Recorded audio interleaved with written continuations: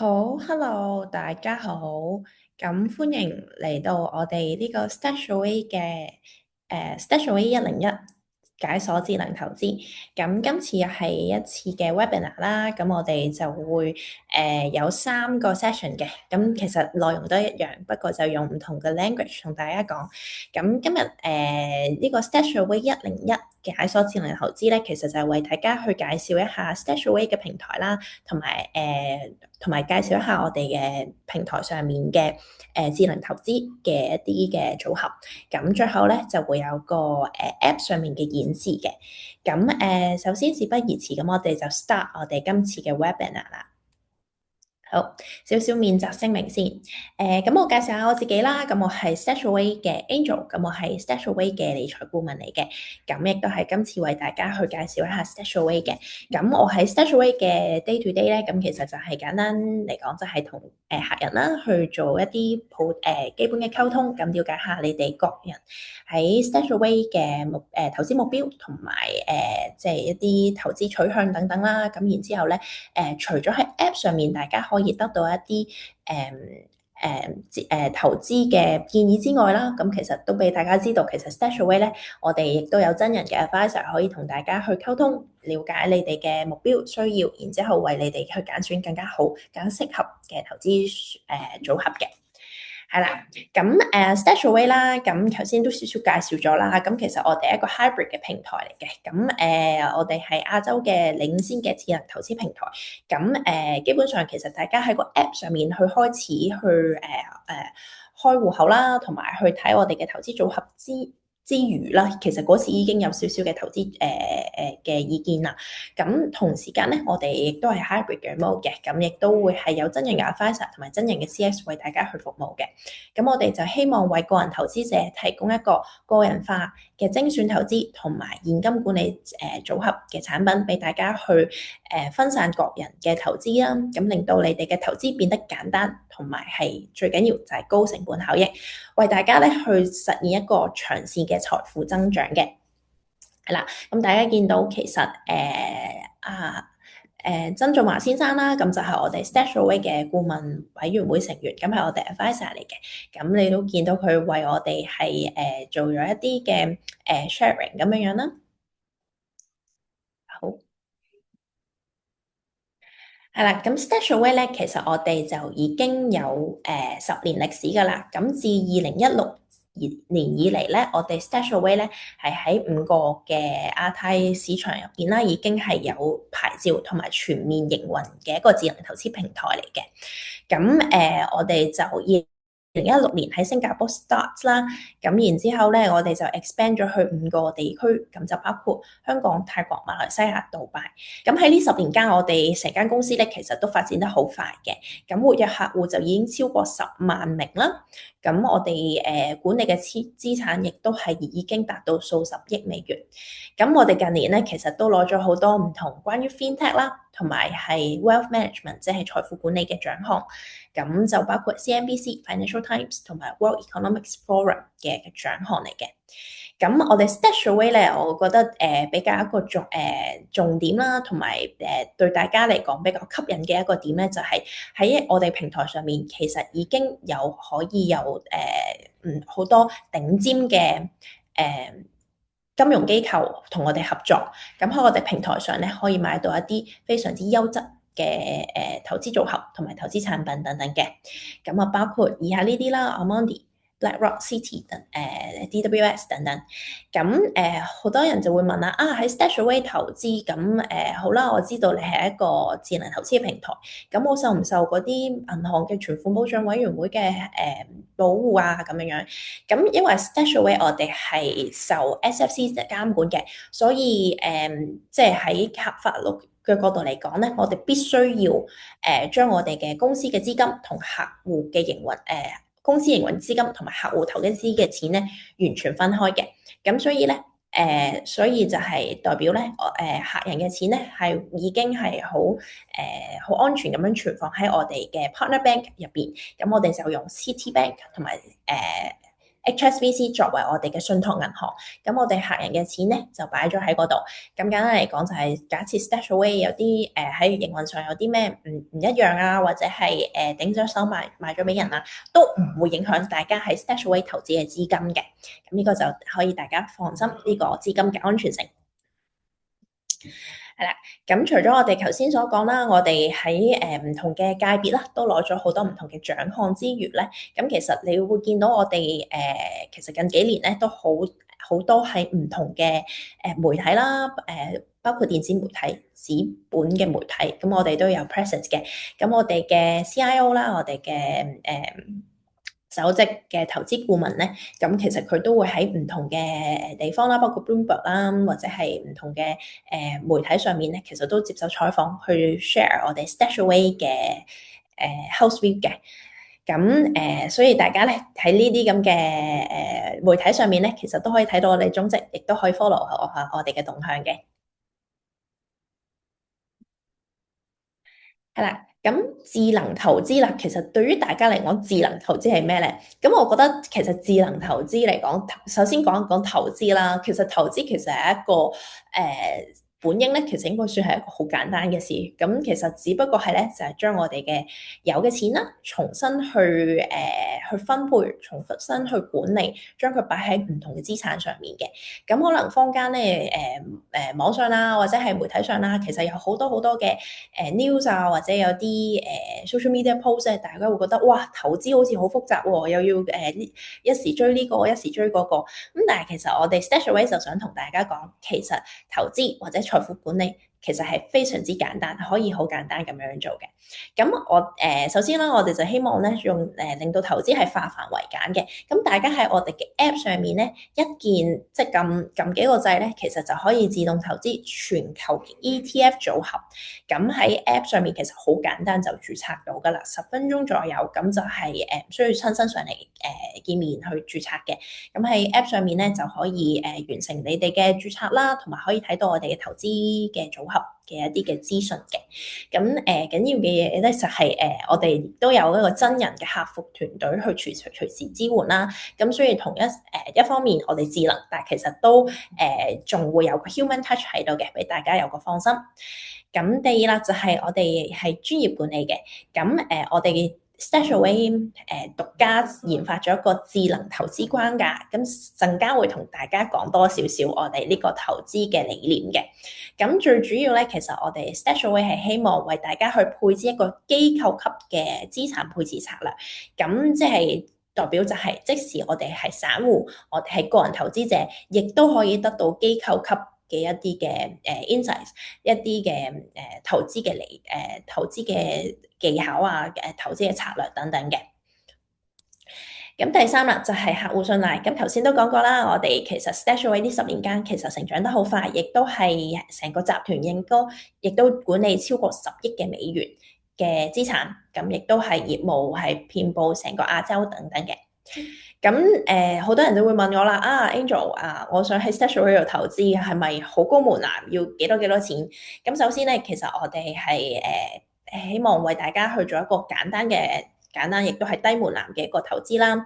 咁所以咧，係大家去開戶口嘅時候咧，咁其實一般嚟講，我哋零認購費嘅。除咗第一筆係需要1萬蚊去俾我哋去 verify 你個銀行戶口之外，咁之後其實入嘅錢，即係你去做嘅投資係冇 minimum，亦都冇 maximum 嘅。咁亦都管理費係低至每年0.2% 啦，咁樣。咁所以比起一般坊間嘅其他嘅 channel， 譬如銀行啊、或者保險公司或者係啲 broker 等等，其實我哋收費低好多嘅。咁最後就係安全可靠啦。咁首先可能最近都有好多 news 啦，大家聽到可能其他嘅 channel，其他嘅途徑其實投資咧，可能都有啲風險，亦都有啲人會覺得我係咪出金啊？點？咁 StashAway 咧，我哋完全係安全可靠嘅。我哋係攞香港證監會嘅牌照嘅。咁我哋攞149牌。咁同埋頭先講過啦，客戶嘅資金係分開存放喺我哋嘅信託銀行入邊嘅。咁所以咧同我哋公司嘅營運係完全分開嘅。咁大家可以放心。好啦，咁其實投資嘅世界嚟講咧，其實有好多唔同嘅 channel 啦。咁大家可能一般嚟講，最先接觸嘅就可能係銀行，咁可能然後就係券商。咁 StashAway 我哋呢啲類似即係我哋呢啲 FinTech 或者係呢啲智能投資平台。個優勢喺邊咧，或者個不同點喺邊咧？咁我會認為咧，其實 StashAway 咧，我哋係希望為大家去做一個有 advice，亦都係簡單嘅投資組合。咁對比可能喺銀行啊或者券商入邊咧，其實你嘅選擇咧，可能其實比較需要你自己嘅個人理解啦，或者係有時候喺銀行商方面咧，其實佢哋可能就係佢哋想揀啲咩，咁你哋就去揀啲咩咁樣樣嘅。咁 StashAway 我哋其實就係希望為大家去提供一個即係簡單明了嘅嘅投資組合，咁唔需要話我要做好多功課先可以投資一樣嘢，或者係要人哋同我講係啲咩嘅先去投資嘅。咁第二啦，就係投資產品嘅管理啦。咁可能銀行券商嗰邊咧，就可能比較依賴第三方啦，或者係你自己要做好多好多功課去買一隻股票或者買一隻 ETF 嘅。咁而 StashAway 咧，我哋其實基本上咧為大家做好功課㗎啦。咁我哋會為大家去揀 ETF 啦，然之後咧大部分嘅組合咧係由我哋嘅獨家研發嘅智能投資框架去管理嘅。咁亦都會我哋係會適時去做一個調倉。咁所以簡單嚟講，我會形容佢為一個懶人投資啦。首先去簡單容易明啦。第二，其實你唔需要去好辛苦咁樣日日去 mon 住個市啊，今日有啲乜風吹草動。咁而 StashAway 我哋就已經為大家去做好呢一部分嘅功課㗎啦。咁第三啦就係投資建議啦。咁投資建議咧，一般嚟講，券商咧就完全冇嘅。大家就要其實就基本上就係去個平台入邊去買你自己想買嘅嘢啦，亦都冇咩人會俾意見你嘅。咁而銀行一般嚟講咧，就可能係由呢啲理財經理去提供佢哋嘅建議啦。咁比較容易去受一個獎金佣金嘅機制去影響嘅。咁而 StashAway 咧，因為我哋頭先講過係一個比較 hybrid 嘅一個 mode 啦，咁所以平台咧其實簡單嚟講喺一個 app 上面，我哋已經有自動化嘅意見俾你，咁所以就可以保證佢係一個公正公平啦。咁同時我哋嘅真人嘅 advisor， 即係譬如我啦，或者我同事啦。咁其實我哋係為大家去提供一啲建議服務，但係我哋係完全唔受一個佣金嘅機制去獎勵嘅。咁所以咧，亦都可以保證我哋為大家係提供一個公正、公平、適合你嘅一個建議嘅。咁最後就係費用啦。咁費用咧，嚟講咧，一般嚟講，其實唔同平台咧，我覺得各有優劣嘅。咁譬如銀行嚟講，咁你就會可能有一啲更加貼身嘅服務，或者係你有時會有啲人有 RM 去跟啦咁樣樣。咁佢哋所賣嘅一般可能就係一啲共同基金，或者係一啲保險嘅產品啦咁樣樣。咁佢會有形形色色嘅費用嘅。咁包括管理費，咁一般嚟講就可能每年1.5%到2%啦，亦都有啲交易費用嘅，即係可能轉倉啊，或者係轉去其他嘅分咧，咁亦都會有費用嘅。咁券商咧一般嚟講咧，就真係睇下你嘅交易嘅頻繁次數啦。咁一般嚟講，券商就淨係收即係嗰啲嘅交易費嘅。咁如果你交易得比較頻繁嘅話咧，咁交易費就可能會比較高啦，咁樣樣。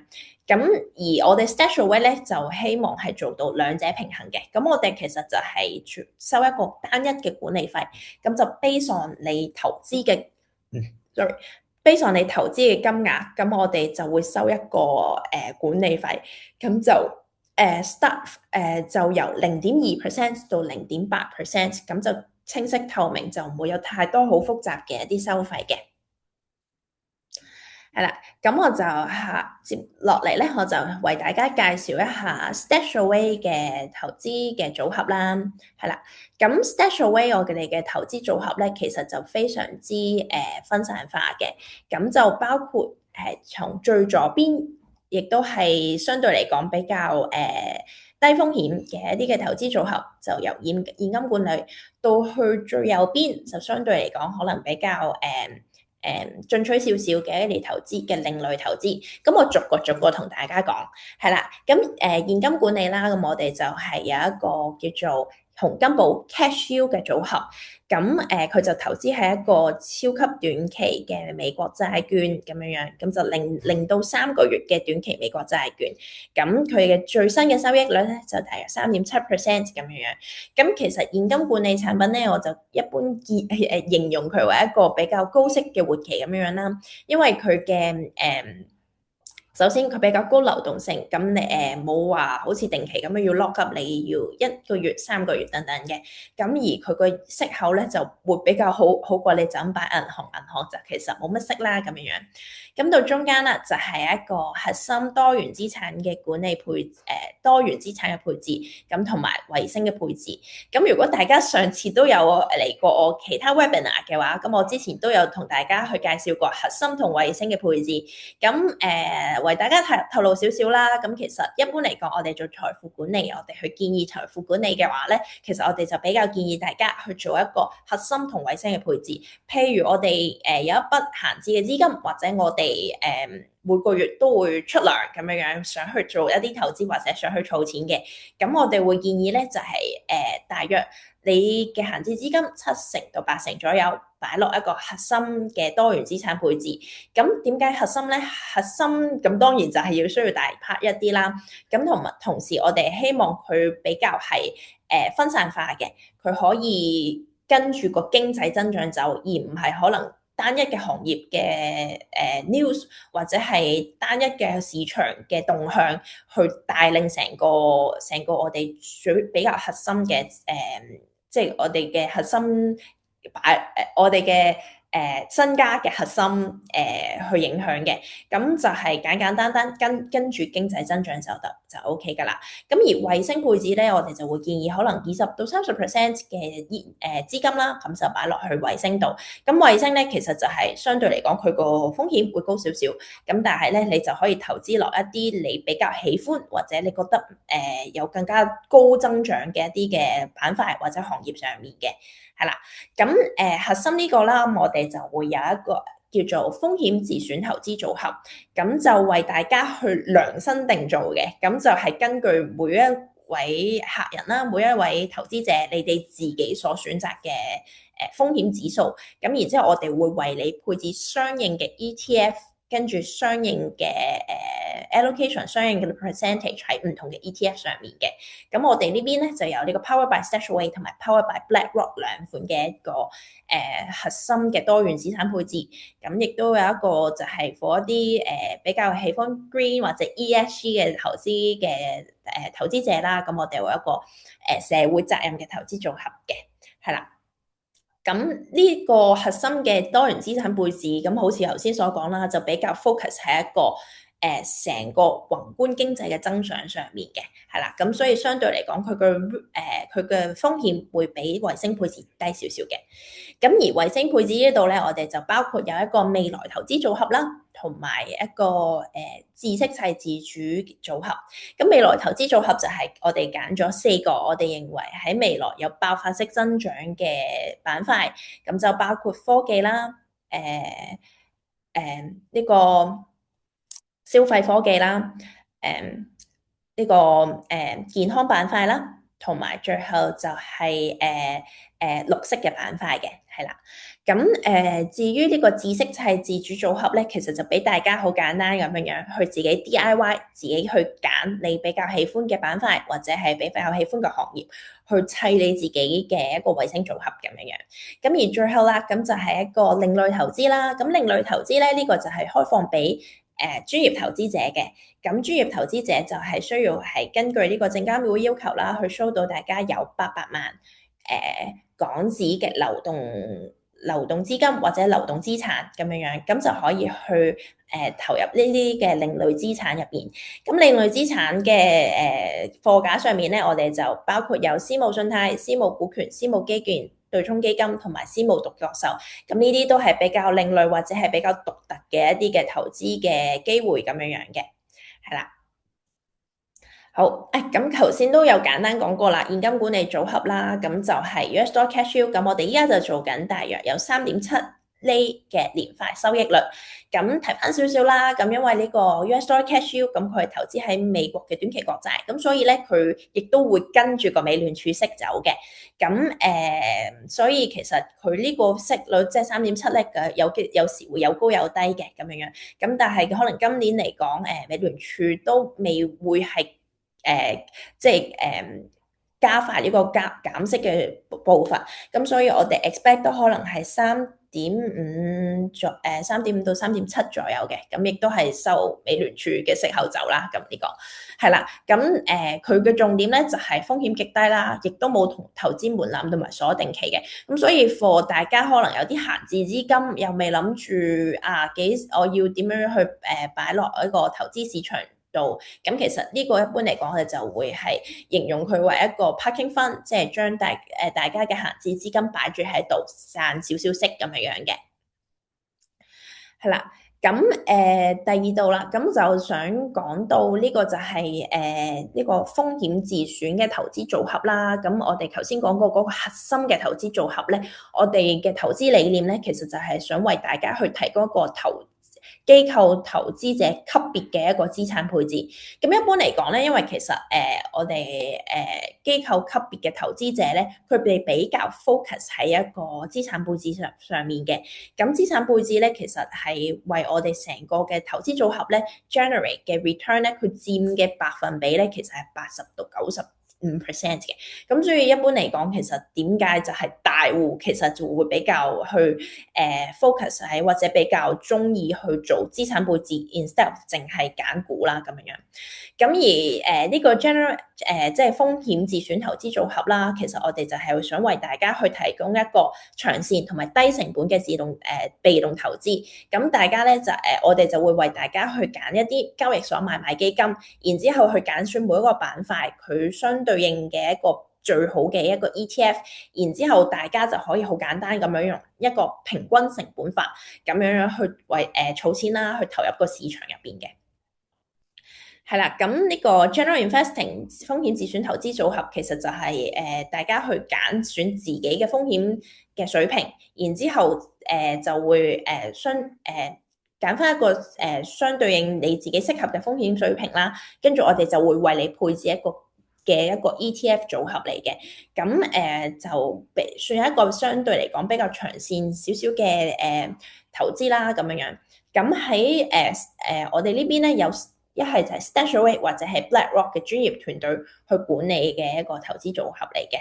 咁同時我哋就會去適時去監察一啲宏觀嘅經濟數據，根據成個嘅經濟環境，我哋就會自動為大家去調倉去配置適合嘅資產嘅。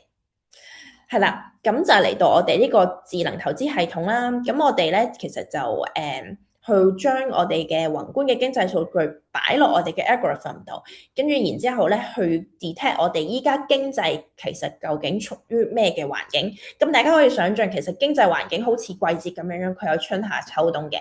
咁好似我哋一般人，我哋要換季嘅時候，我哋都會換衣櫃入邊嘅衫。咁對應投資嚟講都係一樣嘅。如果個經濟嘅季節轉咗啦，咁我哋咧就會為大家去再重新去配置你哋 General Investing 底下嘅 ETF 同埋佢哋嘅allocation 咁樣樣。咁 so far 咧，我哋依家係一個通脹型嘅經濟增長咁樣樣。咁所以我哋為大家配置嘅一個 allocation 咧，就會係一個溫和型進取，比較專注係一個股票回報，同時亦都會平衡一個黃金同埋債券嘅風險嘅。係啦，咁呢個就係我哋過往嘅一啲嘅投資表現啦，咁樣樣，咁就2025年咁係大牛市啦，咁嗰個回報都唔錯嘅。咁2026年年初到依家嘅回報咧，咁就分別係咁樣樣嘅。咁其實我哋唔止呢3個嘅 risk level 嘅，亦都有好多嘅可以俾大家去選擇嘅。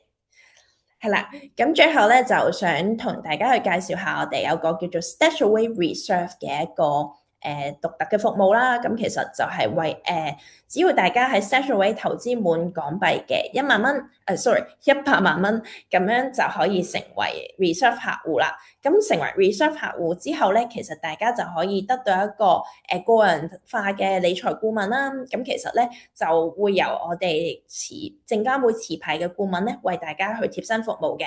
咁我哋可以為大家針對 StashAway 甚至係 StashAway 以外嘅投資咧，都可以為你提供一個獨立嘅意見嘅。咁同埋我哋會定時去對話啦，去檢視大家嘅投資狀況同埋財務目標，再俾翻相對應嘅意見你嘅。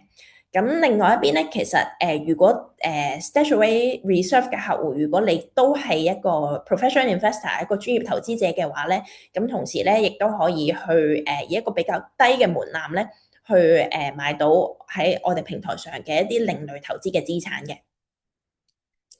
係啦，咁最後就係少少費用啦。咁其實費用頭先就講咗啦，咁我哋就只係收管理費嘅。咁如果一啲 multi ETF 即係多過一隻嘅 ETF 嘅投資組合咧，咁就屬於左邊呢個金字塔，咁就0.8% 到0.2%，咁就投資得越多嘅金額咧，咁嗰個 overall 嘅年度管理費就比較低少少啦。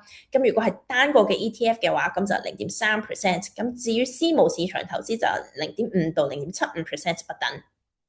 係啦，咁就事不宜遲啦，咁我就做少少嘅app 嘅 demo，咁大家俾少少時間我喺嗰個 app 上面去登入。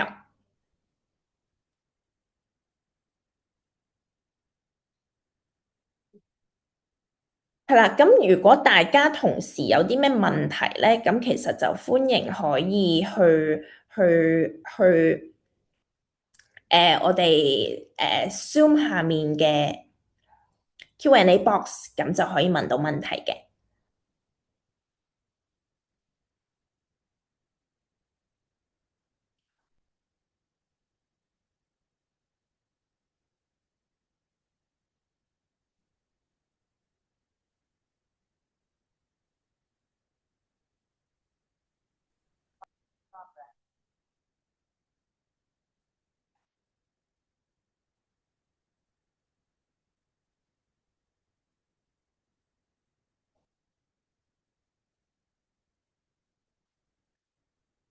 好，咁咧，依家就大家睇到我嗰個手機 screen 啦。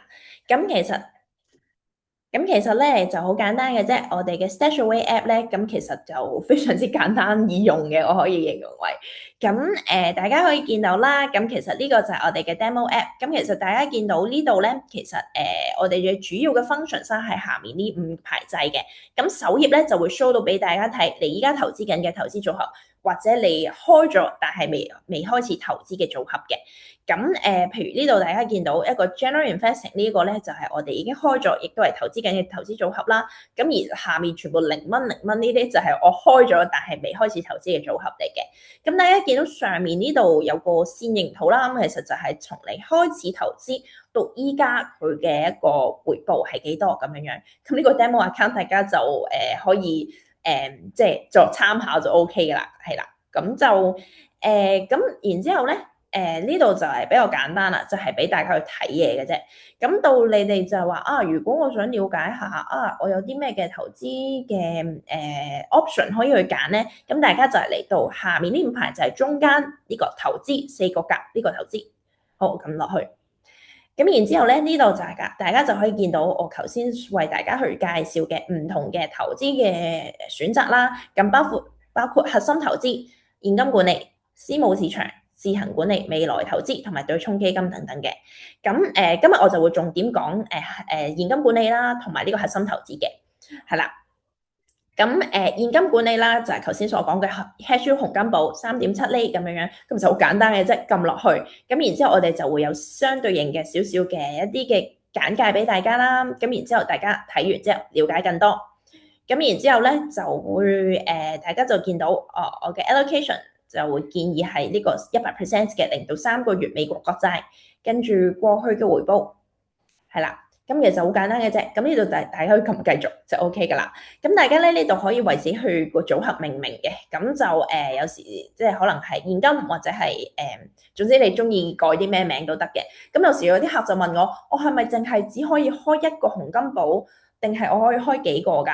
咁首先係 StashAway 嘅投資組合咧，你開幾多個都得嘅。咁我哋唔係話逐個逐個去即係我哋嘅收費唔係逐個逐個投資組合去收費嘅，所以你開幾多？因為我哋全部都係根據你嗰個投資金額去收費，即係 overall 喺我哋平台上嘅投資嘅金額去收費啦。咁所以咧，大家係可以開幾多個投資組合都得嘅。有時有啲客就問我話啊，其實有啲咧，我一筆錢咧，我就諗住佢就 fix 喺度，我就永遠去去賺呢個3.7厘息。咁有啲咧就係有一筆錢咧，我就想去流動嘅。可能我有時搬去呢度，搬去嗰度，咁所以我就可能會比較建議你，就可能跟住你自己嘅目標、你自己嘅 purpose、你自己最適合你當時嘅一個狀況咧，開相對應嘅投資組合。咁所以頭先嗰個，譬如嗰個客人嘅嗰個即係 imaginary 嘅客人，佢嗰個嘅 situation，我就會建議去開2個投資組合。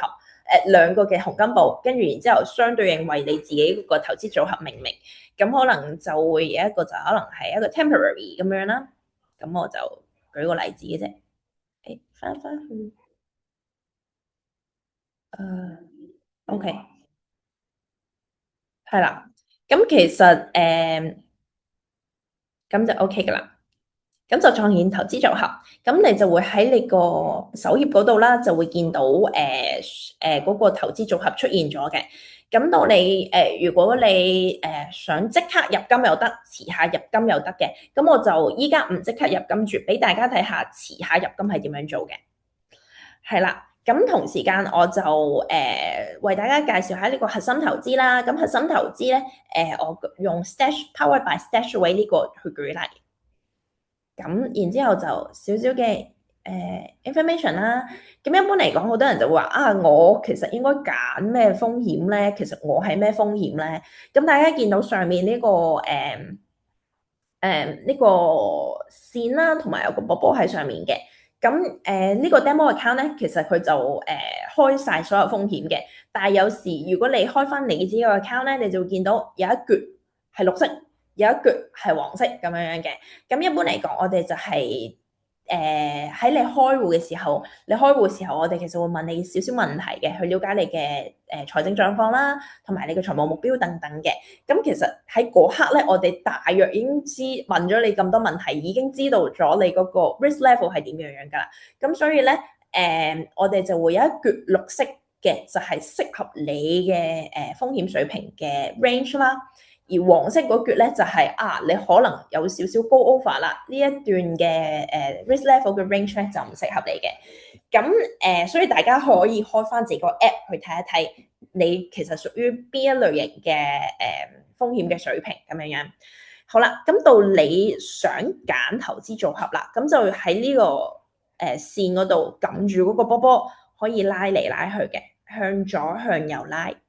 係啦，向右拉咧，佢就會相對嚟講比較進取少少。咁而向左拉咧，佢就會變成再補少少。係啦，咁一般嚟講就建議大家喺綠色嗰個 range 拉啦，都係去揀翻適合你嘅風險水平嘅 range。好啦，咁到呢度咧，其實你話我想睇下，即係我未想真係投資住嘅，咁你就可以拉呢個波波。咁你會見到下面啲數字咧會轉嘅，撈得少少慢啊，係啦。咁你會見到下面嘅數字要轉嘅。咁譬如我依家拉緊一個中等嘅風險型，咁就14%啦，14% 嘅 StashAway 風險指數啦，咁樣樣。咁呢個風險指數其實代表喺即係下面呢個細節都有講啦。呢個投資組合喺99% 嘅confidence。99% 嘅一個機率係1年間唔會跌超過14%咁嘅意思係啦。咁大家可以將佢替換為一個1年內嘅 maximum drawdown 嘅 percentage 等等啦。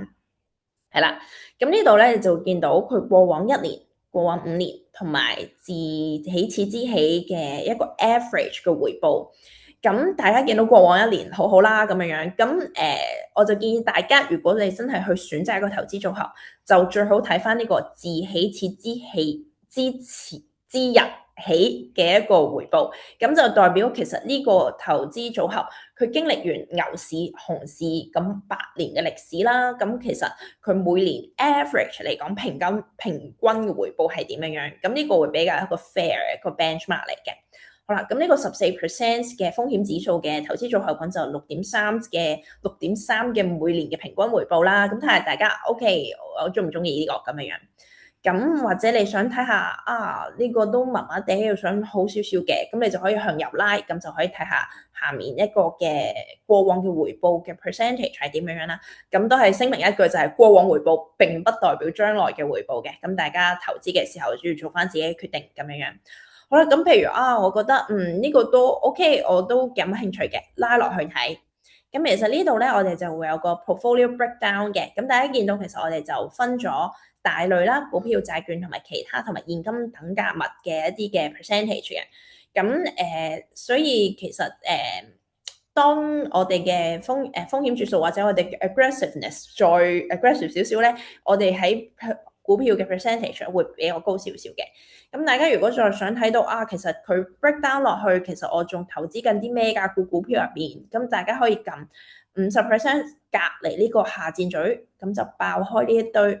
咁大家會見到其實佢就投資喺國際股票、美國股票、發展國家股票、科技主題等等等等嘅，係啦。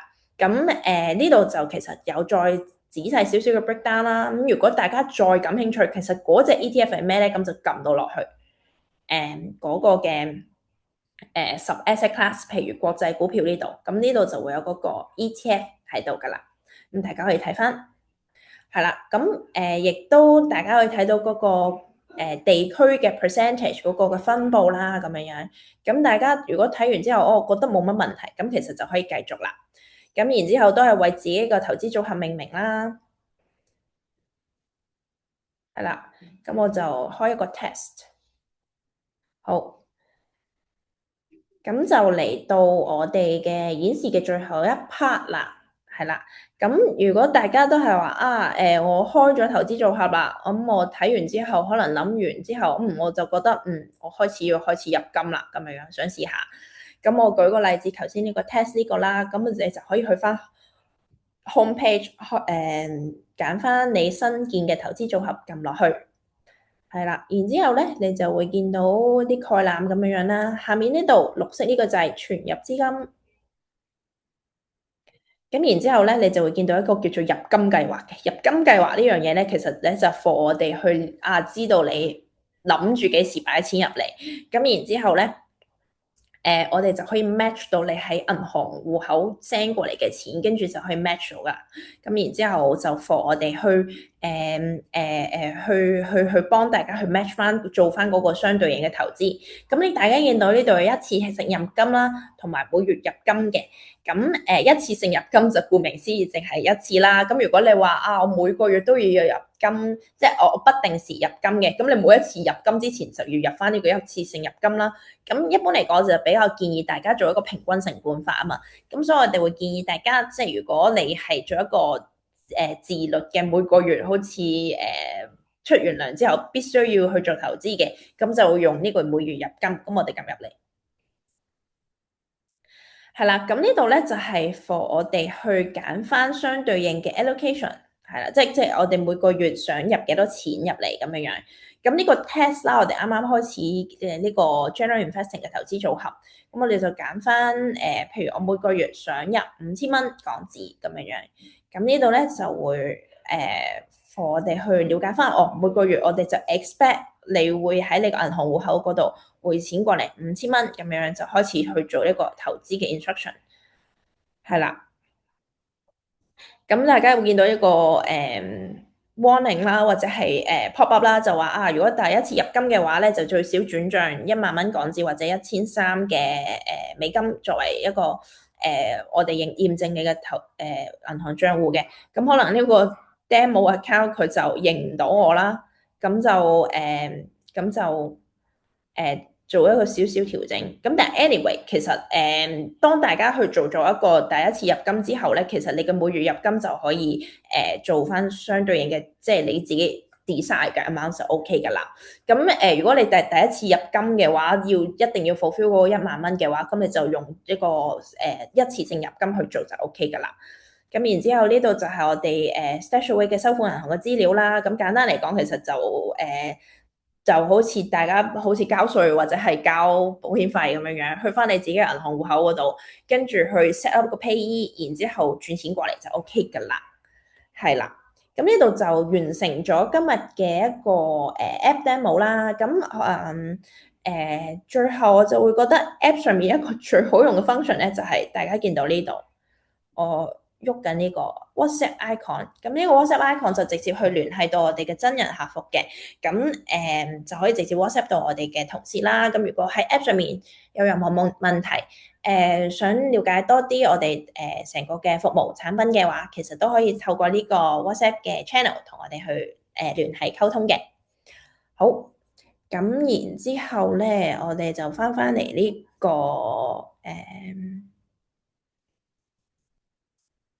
我哋嘅 PowerPoint 係啦。